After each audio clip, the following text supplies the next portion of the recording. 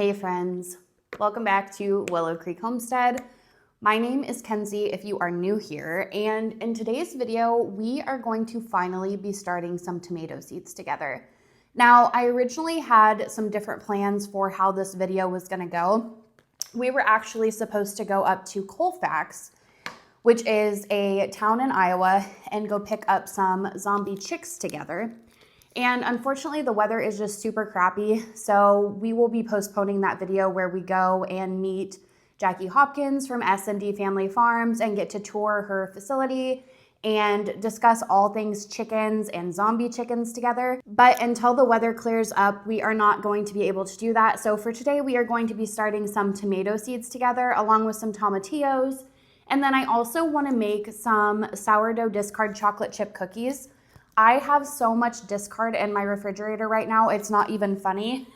And my daughter has been asking for dessert the past couple days, so I thought what better way to make some dessert than to test out some sourdough discard chocolate chip cookies. I have actually been looking up some freezer-friendly sourdough discard recipes and kind of testing as I go, because I really want to do a freezer prep sourdough discard day with you all, so look out for that because that will be coming up. But I've never made the chocolate chip cookies before, and I know everybody raves about them, so I thought, why not? Let's go ahead and give it a try and see what we think.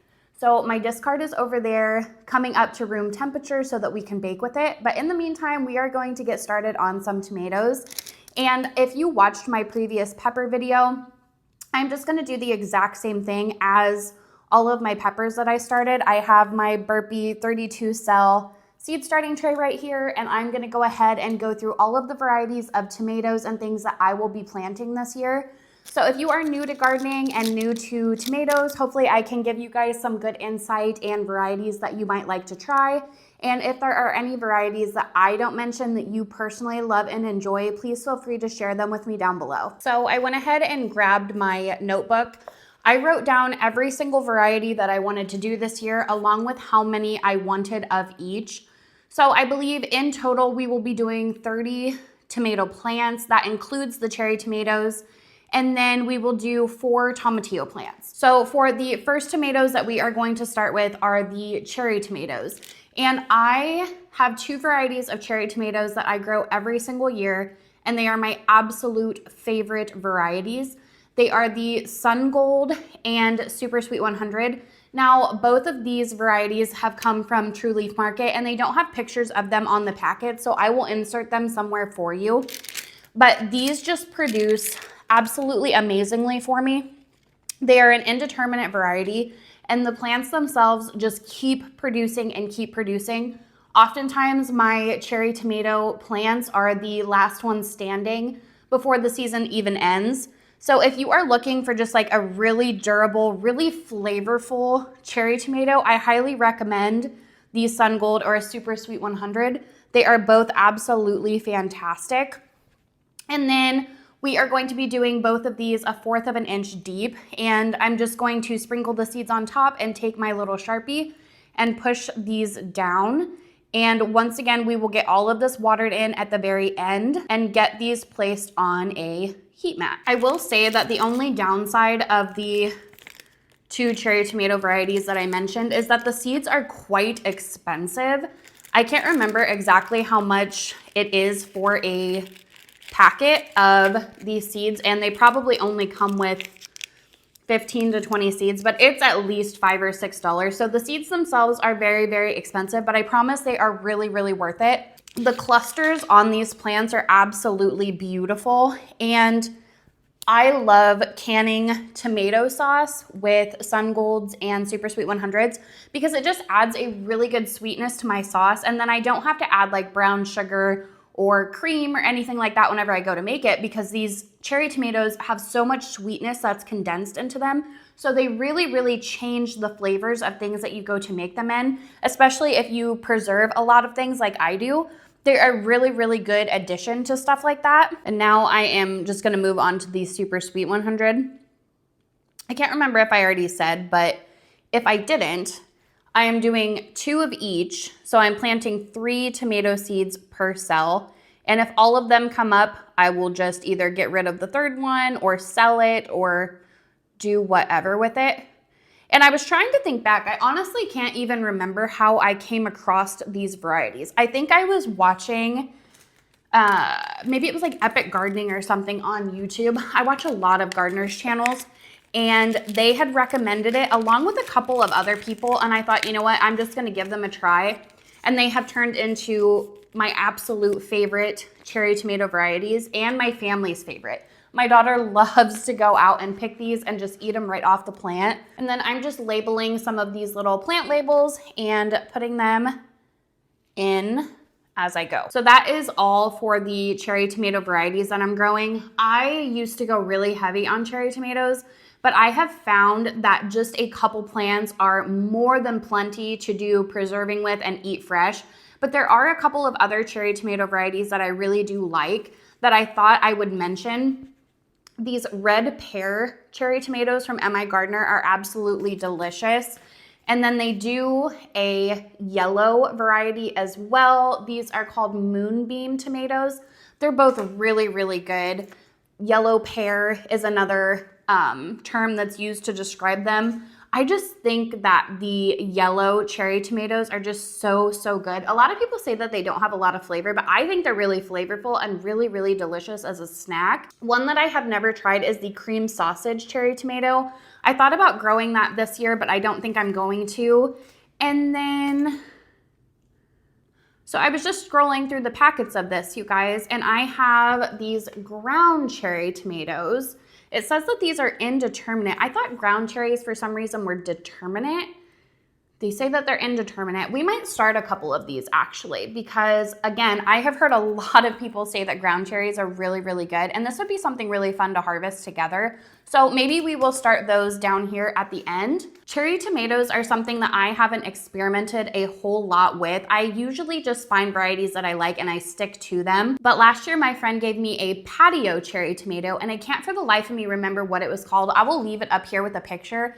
It was absolutely stunning. I see everybody getting into the little dwarf cherry tomato plants, and they are so stinking cute. They don't produce a lot, but I will say they were absolutely beautiful to look at. So that is something that I might invest in seeds for next year and do like patio decorations with them, because they were absolutely adorable. So next we are going to move on to the big varieties of tomatoes, and I'm just gonna go through each one of these and tell you how many I plan to do.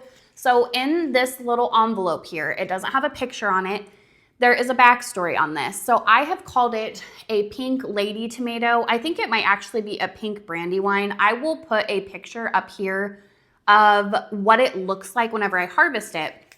But my husband went to a job a couple years back, and there was a gentleman that is an Iowa farmer that gave him an extinct German tomato that he had saved from his grandmother for like the past 60 or 80 years. She had handed down seeds to him that he saved. So that was the first one, and then this is the second one. So I have both of them that I have grown every single year and I save seeds from, and I have no idea what they are, but they are just super, super fun to grow, and they've been really fun to just add to my tomato varieties. So this one, like I said, I have called a pink lady because it is a fuchsia pink tomato, and I have absolutely no idea what it is, but it is the prettiest one that I grow every single year. So I'm gonna go ahead and start 3 of these seeds as well, and then I can't wait to show you what these look like whenever they start to produce. I actually started doing all of my content stuff kind of towards the end of gardening season last year. So a lot of the really, really fun things that I grew, I didn't really get to show you guys. So I'm super excited to get to show you all of the cool things that I do and we've started and I've kept seeds from over the years, because it's really, really fun. So, and then this little envelope has the German tomato in it. And once this produces, if I have a picture of it, I will put it over here somewhere. But once this produces this year, I'm hoping one of you can help me determine what kind of a tomato it is. Now, I have tried to look online, but I have not found anything similar that would be a dead giveaway or indication as to what type of tomato this is. I just know that this gentleman said that his grandma saved seeds and then passed them down to him. So God only knows how old the tomato variety is, where it came from, you know, any of that kind of stuff. But I just thought it was really cool that he gave my husband those 2 tomatoes and said to save seeds from them so that I could add them to my garden. And then hopefully I can keep the tradition going and do the same thing for my daughter. Okay, so the next variety that I am doing is the Tigerella tomato. This is an indeterminate tomato from M.I. Gardener, and I grew these for the first time last year, and they have become one of my favorite tomatoes. The clusters on these are absolutely incredible, and they are a striped variety. So they are super, super fun to harvest and to look at and to watch grow. And the taste is also very condensed and really, really good. If you leave them out to ripen on the vine, very juicy, very flavorful.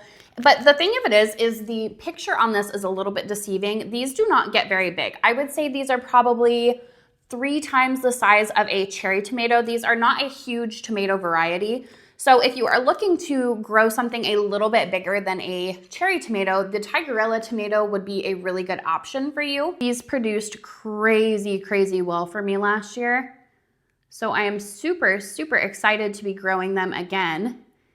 And I'm really proud of myself, you guys. Last year, I started all of my tomatoes probably, I don't know, before the end of February. And this time I have waited until almost the beginning of March. So I've put off the itch to start all of these, and that is an accomplishment in and of itself. If you know, you know, because tomatoes are my absolute favorite things to grow, much like most other people's as well. I love growing tomatoes, and it's really, really hard sometimes for me to wait until it's actually the right time to plant them. But I have pushed it off for quite a while this year, so pretty proud of myself.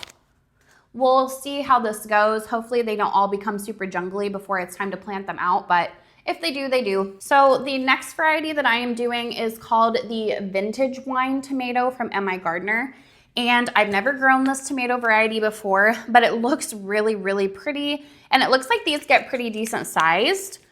So we will see how it goes. I usually never struggle with germination on my tomatoes whatsoever. Usually I always have really, really good luck with it. My peppers, on the other hand, have still not come up. And I planted all of those about a week ago now. By the time you watch this video, it will be probably like a week and 2 days.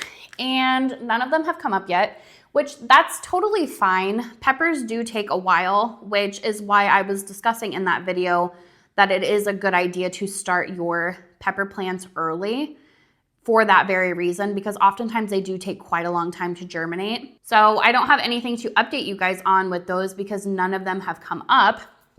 But when they do, I will make sure to let you know what germinated and what didn't. But all of my celery, my rosemary, my thyme, my Brussels sprouts, my snapdragons, my onions, all of that stuff has finally come up, which is super exciting. All of that stuff is doing really, really good. And a lot of it we started together. So it'll be fun to see the progress over the next several weeks. So the next tomato variety that we are going to do is the gold medal tomato.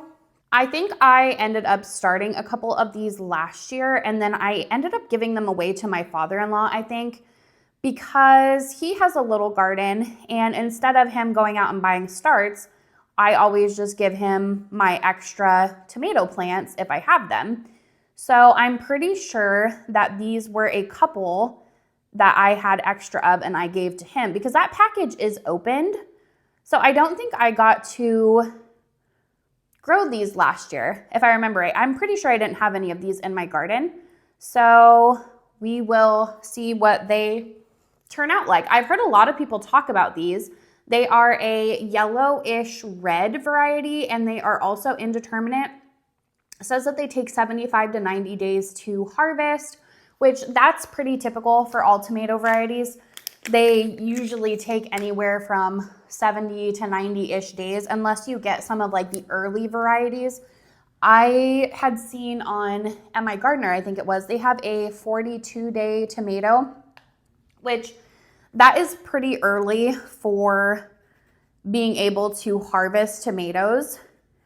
And I have never tried it. I've always wanted to, but it is completely sold out by the time that I even know that it's on the website, because everybody is always trying to get their hands on something that produces early because tomatoes take so long. And it would be nice to have some earlier tomato varieties, especially for preserving, because sometimes it's hard to get everything ready all at one time to preserve the thing that you are trying to preserve and use all of the ingredients in your garden at the same time. So maybe one of these days I will be able to get my hands on one of those 42-day tomatoes. But the next one that we are moving on to is the mortgage lifter.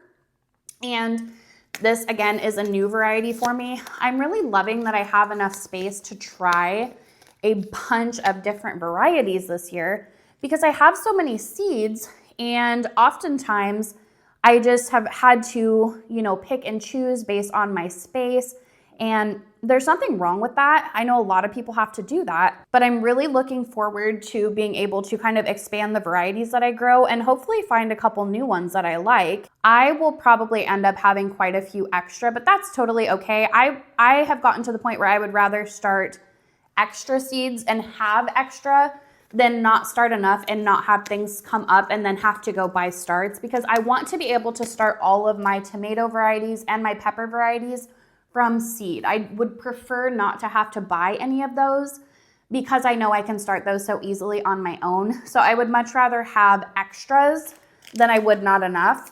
And I keep almost forgetting to label these, so that would not be good. Last year I did that with a couple of them, and it was kind of a cool surprise, but it's also very stressful when you don't label things, because then you don't know what you have. Okay, so these are just some standard big beef hybrid varieties from True Leaf Market, and I like the big beefs. I grow a lot of beefsteak varieties, and it's just nice having like a bunch of these for fresh eating. So I am going to go ahead and start 4 in this cell, and then once they sprout, I will just kind of move them around. And you can do that with any type of seed that you are starting. If you would like to start more in one cell, you can just kind of divide them out as you go. That's kind of what I do with my celery, and I did that with all of my snapdragons. As they start to get bigger, I separate them and put them in their own containers, because it's much easier to separate them whenever they are smaller in comparison to like as they get bigger. So if you are going to start a lot of seeds in one cell, make sure you're dividing them before they get so big that the roots entangle and it makes it very difficult to separate them. But if you need to start a bunch in one cell, it's not a big deal at all. I kind of prefer to do that, honestly, because then I can kind of maximize my space and determine what I want in its like permanent containers later on. I also have the 16-celled burpee trays, which are double the size of these cells. So like as they get bigger, if I want to just move them all into one tray like that, I like that burpee has those different kinds of sizes in like the XL cells, because one of these tomato plants can be in one of the XL cells for quite a while before you would have to put it into like a cup or something.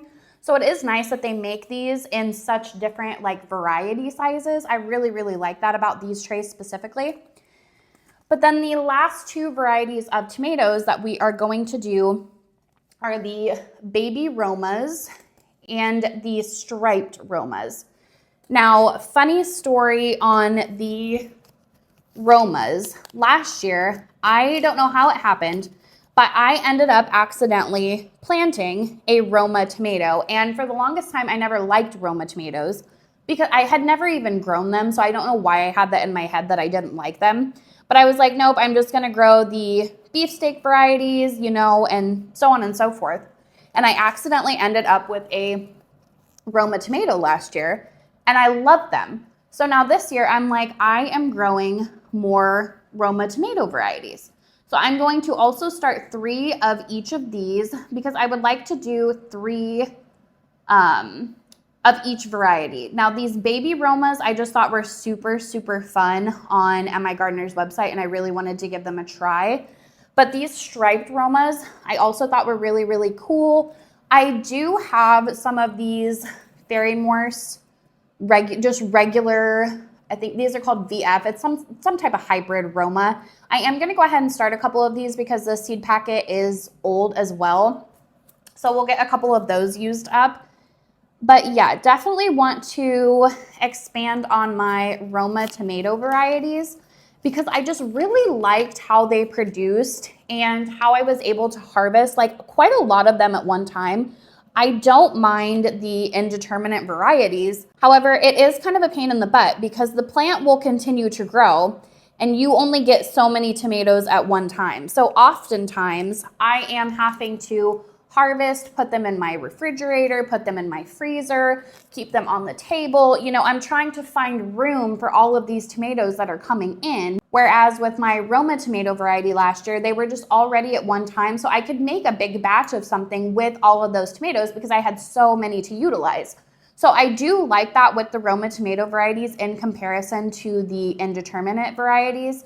And I did find that it made my things that I was, you know, kind of looking for a thicker consistency with, I could definitely tell the difference and I understood why people would prefer to use those in comparison to like a beefsteak. Because of the water retention in those tomatoes, you have to cook down the tomato stuff that you're making for much, much longer in comparison to using a Roma tomato. I'm super excited to see what those baby Romas look like whenever they are fully mature. I don't know exactly how big they get, and I don't think it necessarily says it on the packet either, but I'm assuming it's just like, you know, quite a bit smaller than your standard Roma tomato, but they looked really fun whenever I saw them on MI Gardener's website. So I thought it would be cool for all of us to give them a try. Okay, and then the last thing that we are going to be starting is our tomatillo plants. Now, last year I had one tomatillo plant that did not do good. And I have mentioned this a couple times on my channel, but if you are new to gardening or you are new to growing tomatillo plants, you need more than one tomatillo for cross-pollination so that you can get the tomatillos. They don't develop unless you have two. And I did not know that. So I was treating my tomatillo plant last year for an assortment of different, you know, diseases and all of these things. Well, come to find out, it was just because I didn't plant two of these tomatillo plants. So if you go to plant a tomatillo plant, you do need more than one. Tomatillos are indeterminate, and it says that we need to start them 1/8 of an inch deep, and they take 80 to 90 days to fully mature. Now, I've never been able to get a successful tomatillo harvest, and I really, really like salsa verde. So I am hoping I'm gonna start 5 of these plants, or maybe 6 actually. Maybe we start 6, 3 in each cell, and hopefully we get a good harvest so that we can can up some green salsa verde. Last year I tried to make it with green tomatoes. It is not the same. Not the same at all. I'm not a big fan of it. So I really, really want to get some of these so that we can make that. And then I also just want to look up some other tomatillo recipes and ways to use them. And I've heard that they last a really long time in like your refrigerator and stuff. So that's really nice if you're starting like a bunch of them at one time and you want a big batch to can something. It's easy to preserve them until you get a big amount of them to can with. So I started 6 of those, and I'm gonna go ahead and get them labeled up as well. I almost had a heart attack, friends. I left the packet of seeds right here, and for a minute I couldn't remember which packet they went back into. And that is one thing that I don't like whenever seed companies do. I'm not gonna lie, whenever they individually package it inside the seed package itself, because it's really, really hard to remember what goes where if you accidentally leave it out like I just did. So got that put back where it goes. And then I think we are going to go ahead and start a couple of these ground cherries. Why not?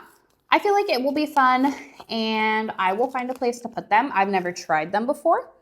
So we will give them a taste test whenever it comes time to harvest them and see what we think. I'm gonna start a couple because those seeds are really, really tiny. So I started probably again like 3 in one cell. All right, so we got all of those in labeled, and I'm gonna go ahead and get all of this watered in and put on a heat mat. This makes me so incredibly excited. I cannot wait to be out in the garden harvesting tomatoes. It is my absolute favorite thing to grow. It's my favorite thing to come up with ways to preserve and use and eat, and I can't wait. I am so incredibly excited. So this feels really good to get done. It's just one more step in the things that I needed to do. And it feels really good to just check this off my list. So I'm going to go ahead and get all of this situated, and then let's make up some sourdough discard chocolate chip cookies and see what we think. And then I also have some new additions to the family to introduce you guys to as well, and I will show you them as this video progresses. So see you over there. So my cackle hatchery order finally arrived. If you guys have watched any of my previous videos, we got all of the babies. So I thought I would give you guys a quick run through. So I ended up getting 3 silver laced cautions, and these girls are absolutely adorable.